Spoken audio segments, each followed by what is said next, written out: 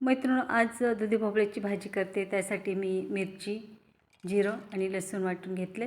2 चमचे कूट होईल एवढे शेंगदाण्याचं कूटही वाटून घेतले. हरभऱ्याची डाळ 15 ते 20 मिनिट गरम पाण्यात भिजवून ठेवली. तर चला करूया फोडणी. तर जिरे मोहरी तडतडल्यानंतर घातले मी मिरचीचं वाटण. त्याच्यानंतर हळद आणि हिंगही घातला आहे. चांगलं परतल्यानंतर ही टाकला आहे दुधी भोपळा चिरलेला धुतलेला आणि हरभऱ्याची डाळ भिजलेली. ती चांगली परतल्यानंतर एक टोमॅटोही टाकून घेतला. व्यवस्थित परतून झाल्यानंतर ओतले हवं तसं पाणी. थोडीशी उकळी यायला लागल्यानंतर मीठ टाकून घेतले आणि ते आपल्याला अर्धवट शिजवून घ्यायचे. अर्धवट शिजल्यानंतर मी टाकला आहे 2 चमचे शेंगदाण्याचा कूट आणि त्याला परत शिजवून घेतले. तर चला, भातही झाला आहे आपला. आता पापड तळून घेऊया.